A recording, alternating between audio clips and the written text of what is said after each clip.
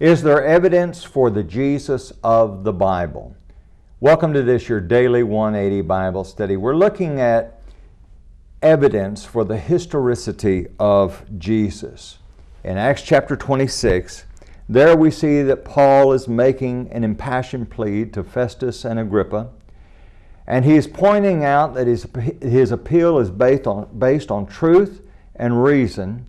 He's also going to make an appeal to internal evidence of Scripture, the prophets, but he also appeals to history. He says none of these things escapes his attention, since this thing was not done in a corner. When we look at the Bible, it is written in a time-space dimension. People are mentioned, geographical locations are mentioned. We can date it, we know when it happened, where it happened, and we can ascertain whether or not these are actual historical events. Well, let's think about one of those events and how it affects Christianity. Let's think about the Great Fire of Rome. Cornelius Tacitus, he's usually rated as the greatest historian of Rome. Tacitus, while writing of the reign of Nero, told how the Christians were made scapegoats for the Great Fire of AD 64. It had been rumored that Nero himself started the fire in order to gain glory by rebuilding the city.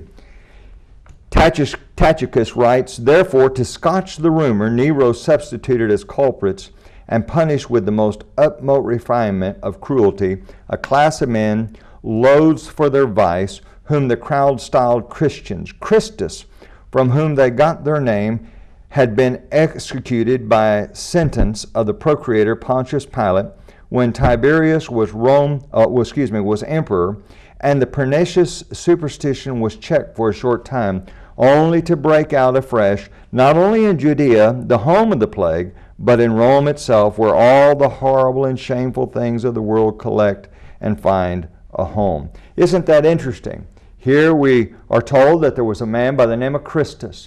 Also, we're told that he was crucified, as was the sentence of Pontius Pilate. Well, we read about that in Matthew chapter 27, verse 24 and following.